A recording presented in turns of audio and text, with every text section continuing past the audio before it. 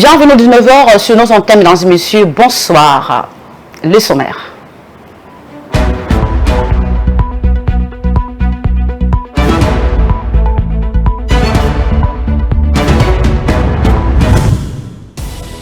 La délégation de l'Union africaine à Kinshasa poursuit ses échanges avec les instances responsables de la crédibilité du processus électoral congolais.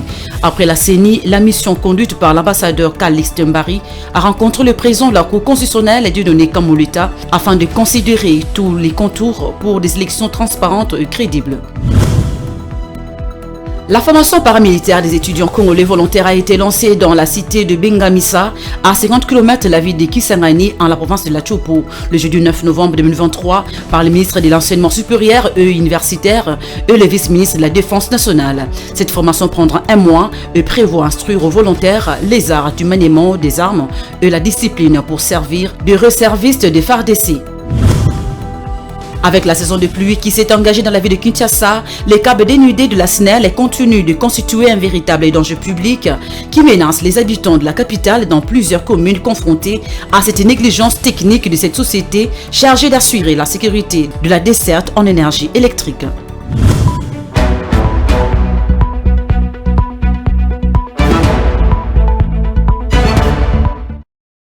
Bienvenue mesdames et messieurs, comme annoncé au sommaire, le président de la Cour constitutionnelle, Dieudonné Kamoleta, a reçu la délégation dépêchée par le président de la commission de l'Union africaine, arrivé à Kinshasa depuis 2 jours. Cette délégation conduite par l'ambassadeur Calixte Mbari est en mission technique pour évaluer le niveau de l'organisation du processus électoral en République démocratique du Congo. Suivez. Cette mission d'observation préélectorale de l'Union africaine, conduite par l'ambassadeur Calixte Mbari, séjourne à Kinshasa avec la vocation de rencontrer particulièrement les experts techniques de la centrale électorale, cela en vue de s'assurer des conditions requises des élections apaisées. Nous sommes satisfaits, si je dois le dire, parce que si nous ne voyons pas, n'est-ce pas, de remous, de rejet, n'est-ce pas, autour des décisions qui ont été prises à ce jour, cela, nous ne pouvons que nous en féliciter. Et donc le vœu est que cela puisse se continuer, n'est-ce pas, pour que nous ayons des élections apaisées, que nous souhaitons et que nous avons toujours dit les plus inclusives. Nous devrions rencontrer le président de la Cour afin d'échanger avec lui, de savoir comment est-ce que les contentieux ont été gérés, contentieux de liste, et puis éventuellement voir avec lui quelles sont les projections de la Cour par rapport à la gestion de la suite du processus.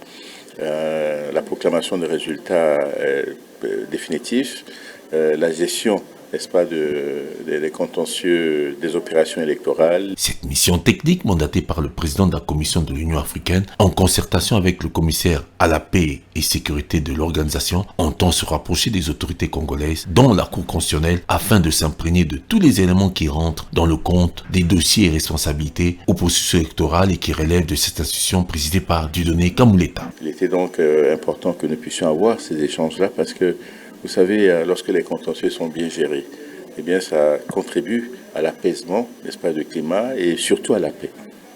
Et lorsque nous voyons que des candidatures qui ont été validées, apparemment, il n'y a pas de difficulté majeure, cela nous pensons que le droit, n'est-ce pas, a dû prendre le dessus, n'est-ce pas, sur toutes ces considérations et que ceux-là qui ont été retenus sont ceux qui sont des ayants droit. Et cette inclusivité permet justement à ce que nous puissions arriver à des élections apaisées. Et ça, c'est le vœu, n'est-ce pas, de notre organisation continentale. Cette mission sera succédée par une autre, celle d'observation électorale de cette même organisation fêtière continentale qui, elle, un peu plus grande, pourra rencontrer tout le monde, y compris les acteurs et partis politiques, ainsi que la société civile. La situation humanitaire dans la province du Nord Kivu demeure préoccupante. L'intensification des combats ces derniers jours entre les forces de la République démocratique du Congo et le terrorisme M23 soutenu par le Rwanda dans les territoires de Massissi a provoqué l'afflux des déplacés vers la cité de Saké. Dans cette cité située à 27 km à l'ouest de Goma, ces déplacés vivent dans des conditions déplorables sans aucune assistance humanitaire. Image et commentaire. Ils viennent de localités de Burungu, Kaoussa, Kilolirwe, Kingi dans le territoire de Massissi au Nord Kivu. Ces personnes ont fui les combats entre les FARDC et les terroristes du M23 soutenus par le Rwanda. Ces déplacés des guerres dont les femmes et les enfants avec leurs effets ont parcouru de longues distances pour atteindre Sake. Cette cité située à 27 km de la ville de Goma est considérée comme une des zones sécurisées. Mapenzi Kanyange, qui fait partie des déplacés, raconte les atrocités vécues avec les terroristes du M23. C'est à 1h30 que les combats entre les FARDC et le M23 ont commencé. Nous souffrons énormément à cause de ces combats. Lorsque les M23 sont arrivés à Kaoussa, ils ont tué les gens et les ont jetés dans les toilettes. Sur place de leur arrivée, ces déplacés sont pris en charge par le chef de groupement Kamuroza avec le moyen des bords. Ils sont orientés vers les camps des déplacés ou dans les écoles. C'est là où ils sont logés avant qu'une assistance humanitaire conséquente leur soit apportée. Nous faisons un effort pour diriger ces déplacés vers les cas des déplacés ou dans les écoles là où ils peuvent être, là où ils peuvent au moins dormir. La hiérarchie de nous aider à assister ces déplacés qui sont en train de fuir la guerre, mais de voir s'ils peuvent sensibiliser les organisations humanitaires pour que ces déplacés soient assistés. Préoccupé par cette situation humanitaire, le gouverneur militaire du Nord Kivu a dépêché sur place l'une de ses conseillères. Priska Luanda demande à la communauté internationale d'intervenir en faveur de cette population vulnérable. Nous avons besoin de la paix, raison pour laquelle nous appelons la communauté internationale d'intervenir en faveur de cette population. Comme vous le savez, notre président de la République, Félix Antoine Tshisekedi Tshilombo, veut à ce que tout le monde puisse vivre dans la paix. Raison pour laquelle il avait même décrété l'état de siège pour mettre fin à ces hostilités. Malheureusement, ici, nous sommes les 9, ici à Sake, et nous déplorons encore une fois les déplacements massifs de la population qui ne savent pas où dormir. Les affrontements entre les forces armées de la RDC et les terroristes du M23 soutenus par le Rwanda ont provoqué à ce jour 2,38 millions de déplacés de guerre disséminés dans la région. Leur situation humanitaire est plus que préoccupante et nécessite l'intervention urgente selon OCHA. Parlant processus électoral, la formule suggérée par le président du CESAC, Christian Bossembe, en rapport avec l'organisation de débats contradictoires entre les 26 candidats à la présidentielle, a suscité une réaction de la part du candidat Seth Kikuni. Pour ce dernier, le seul débat contradictoire acceptable pour cette campagne électorale serait entre Félix Tshisekedi et chacun de 25 candidats. Explication dans cet élément du reportage.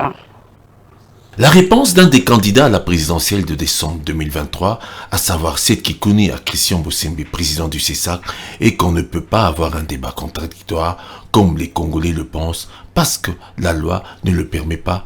On sait que la constitution de notre pays, la RDC, prévoyait des élections à 2 tours. Or, il n'y aura qu'un seul tour cette fois. Si on avait 2, au second tour, on aurait eu à départager 2 candidats. En ce moment-là, il y a l'obligation d'un débat contradictoire sur leur programme confronté. Or, dans le cas actuel, il n'y aura qu'un seul tour pour 26 candidats dans une campagne de 30 jours seulement. Sur ce, les contraintes du temps matériel et des formats s'opposeront techniquement à la faisabilité de cette initiative. S'il faut organiser un débat contradictoire avec des groupes de 5 candidats, alors que nous avons 26 candidats, l'un d'eux sera en difficulté. Il n'aura pas de place. Il faut au moins 4 groupes de 6 pour un tel débat. Mais là aussi, la contrainte du temps posera problème. D'où la formule suggérée par Christian Bossembe, président du Conseil supérieur de l'audiovisuel et de la communication CESAC, n'est pas la bienvenue chez Seth Kikuni, candidat à l'élection présidentielle du 20 décembre prochain. Pour Seth Kikuni, il y a beaucoup d'agitation de la part du CESAC et de son président Bossembe. Le seul débat acceptable à la RTNC, selon Seth Kikuni, serait entre Félix Tshisekedi et chacun des 25 candidats. Si le temps fait défaut, il faudra donc se résoudre de débattre entre les challengers du président dans les chaînes privées qui vont les tolérer. Une Morin du CESAC avait renseigné également que son institution pourrait organiser un jeu de questions-réponses entre les candidats et 12 des meilleurs journalistes de la RDC. La campagne électorale débutera le 19 novembre prochain pour une durée d'1 mois et les Congolais iront aux urnes le mercredi 20 décembre 2023. Oui, ainsi. Et en justice, c'est dans un extrait du rôle que la Haute Cour a annoncé pour ce lundi 13 novembre 2023 la reprise de l'audience à la Cour constitutionnelle du procès Boukan Alonzo dans l'affaire du détournement de plus de 115 millions de dollars américains des fonds destinés au projet du parc agro-industriel du Boukan Alonzo dans la province du Congo où est cité le prévenu Matata Ponyo-Mapon, ancien Premier ministre. Le détail dans ce commentaire.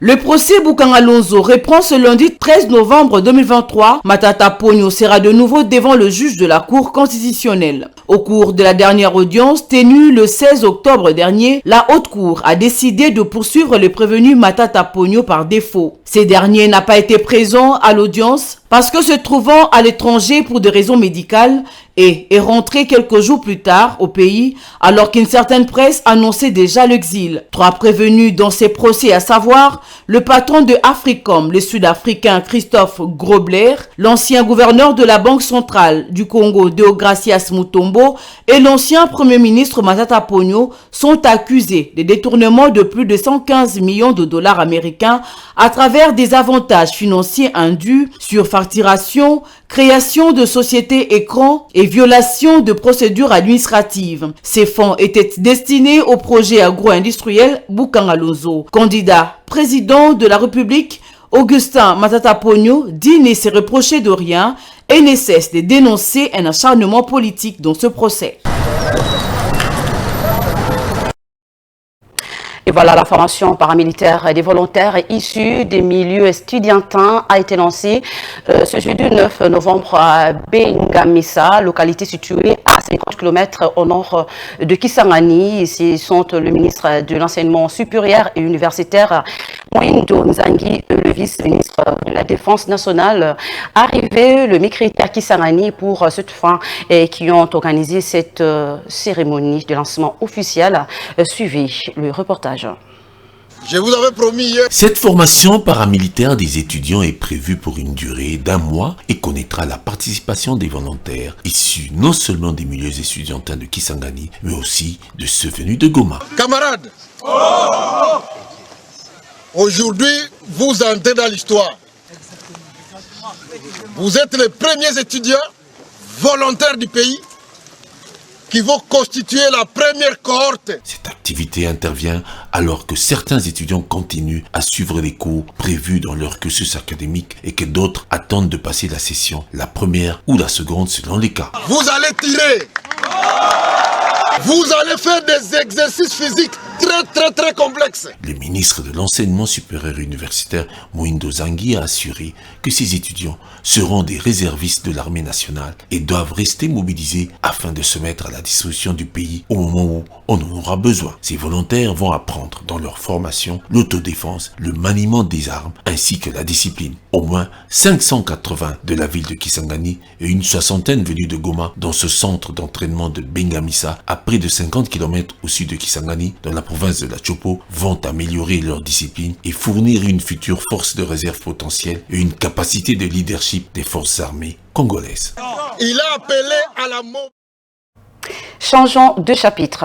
Malgré le retard considérable dans l'exécution des travaux, le projet Chile-Gelou, lancé en 2021 pour moderniser et construire de nouvelles artères à Kinshasa et dans l'espace Grand Kassai, n'est pas un fiasco, selon le ministre des Infrastructures et Travaux publics, Alexis Guizarro. Le ministre s'est exprimé lors du briefing ce jeudi 9 novembre. Suivez.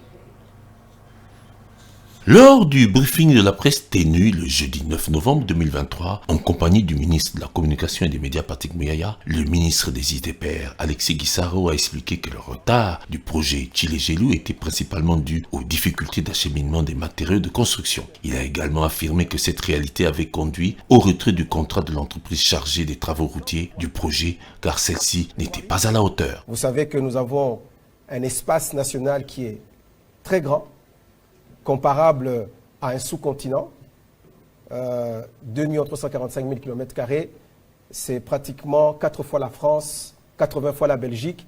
Et donc, vous comprenez bien, comme venait de l'indiquer le ministre, que si nous devons connecter toute cette étendue, ça nécessite des investissements importants, des investissements coûteux, et cela prend surtout du temps. En dépit des difficultés rencontrées, ce membre du gouvernement a estimé que les travaux ont été réalisés à environ 45% dans l'espace Grand Kassai. À Kinshasa, où la situation est différente, le projet Tshilé-Gelou a permis de rénover plusieurs routes dans les 4 districts de la capitale, notamment les avenues Manifeste, Terre Jaune et Assosa. Je disais qu'à la Funa, on a réalisé des travaux, et c'est ce que nous venions de citer tout de suite, au Moamba, dans le district du Moamba, la boucle Kingabois, la boucle Lomami, Madrandele, tout ça a été réalisé dans le cadre de Tshilé-Gelou.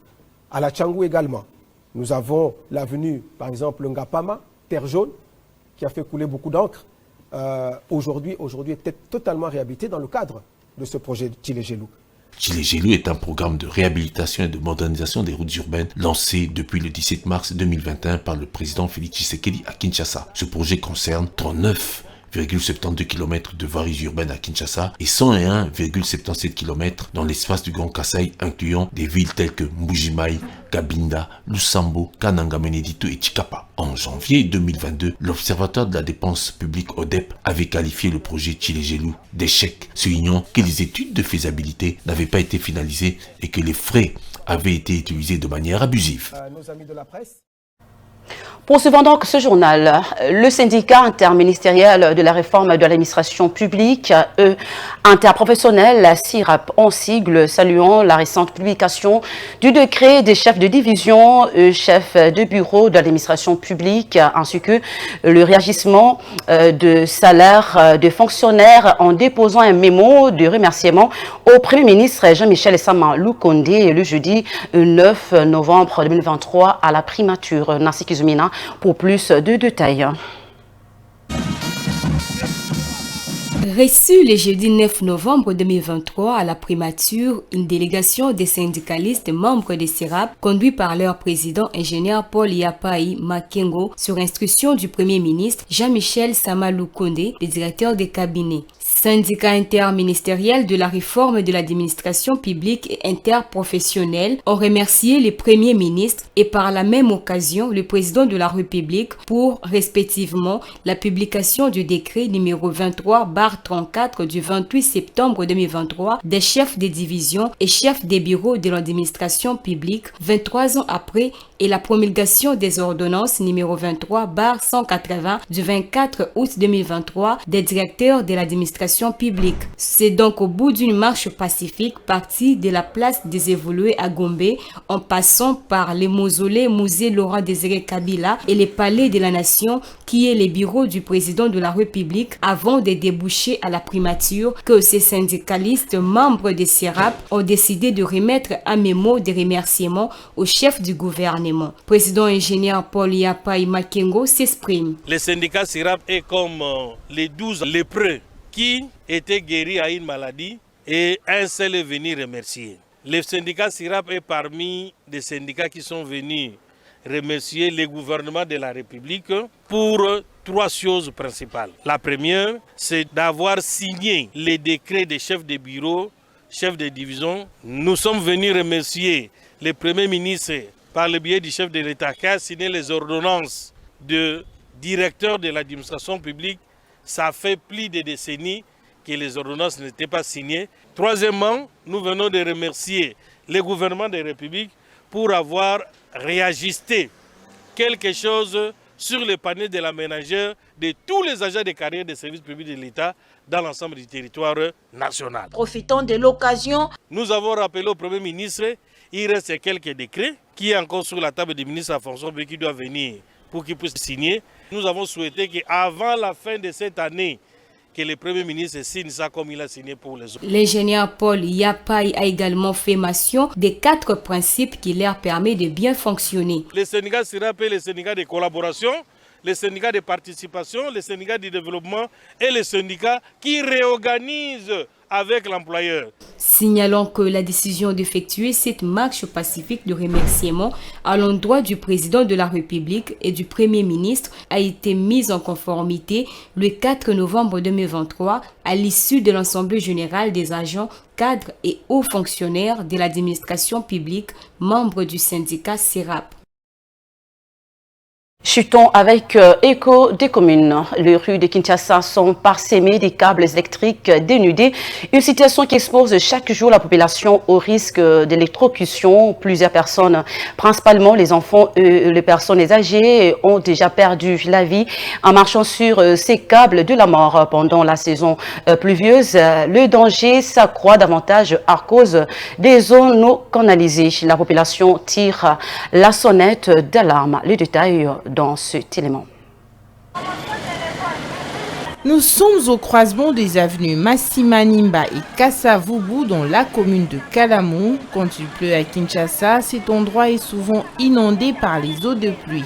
Curieusement, on y retrouve des câbles électriques non isolés enroulant un poteau métallique. Au même endroit, il y a également d'autres câbles électriques dénudés à même le sol. Malgré ce danger permanent, il s'organise quand même des activités de débrouillardise pour la survie. Même situation dans la commune voisine de Kassavubu, sur l'avenue Oshwe, on déplore des cas de perturbation de la tension électrique quand les câbles électriques dénudés prennent l'eau de pluie. Une situation qu'un habitant de Kalamu déplore. Quand il y a inondation, il y a des fils du câble qui peuvent faire la fusion.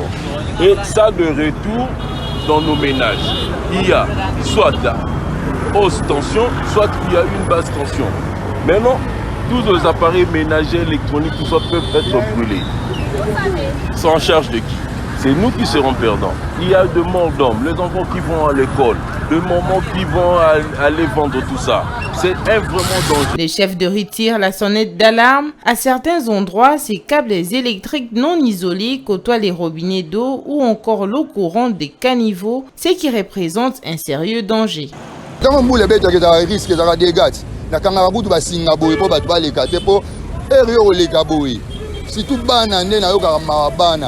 Zona luba image tala na place oyo ozomona ne kureza siko muto koleka boso koleki boyonyeti eza danger zwa awa siko koleki onyeti eza danger eza ka pasi eza risque soki mbule ezobeti foto kwa ndaka na ndako puis mai etondaka tokoma na niveau mai ekomaka tina ba genou awa pakable na samai mon ezolengisa bato. Électricien de formation, Ismaël estime que la Société nationale d'électricité a une part de responsabilité. C'est à la SNEL d'isoler les câbles électriques ou de les mettre hors d'état de nuire, pense l'électricien. À l'ancien temps, au temps des Belges en fait, avant que la SNEL puisse prendre la relève lui-même, le Noir puisse prendre la relève lui-même, les câbles étaient enterrés plus ou moins avec 60 cm ou 1 mètre de profondeur pour éviter les électrocutions dans les temps pluvieux. Mais dommage que ces derniers temps, ce n'est plus le cas, on respecte la procédure. Bon, si le raccordement n'a pas respecté la procédure normalement, il y aura comment est-ce que je peux parler en fait? Il y aura peut-être des coupures intempestives en fait. La SNEL est appelée à prendre ses responsabilités, laisser perdurer cette situation, c'est soumettre chaque jour la population au danger de mort. C'est tout pour ce soir, mesdames et messieurs, place au rappel des titres.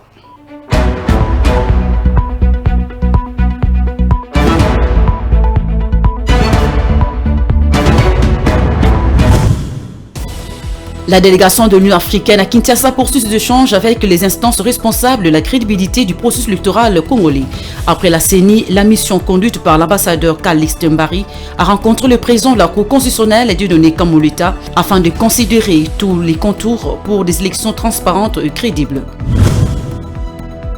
La formation paramilitaire des étudiants congolais volontaires a été lancée dans la cité de Bengamisa, à 50 km de la ville de Kisangani, en la province de la Tchopo, le jeudi 9 novembre 2023, par le ministre de l'Enseignement supérieur et universitaire et le vice-ministre de la Défense nationale. Cette formation prendra un mois et prévoit instruire aux volontaires les arts du maniement des armes et la discipline pour servir de réservistes des FARDC.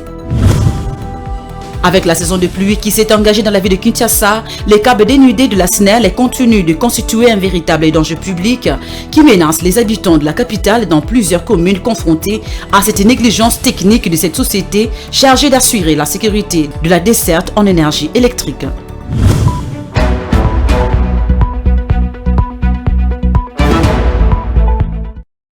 Merci d'avoir suivi ce journal sur nos antennes, mesdames et messieurs. Excellent week-end chez vous. Au revoir.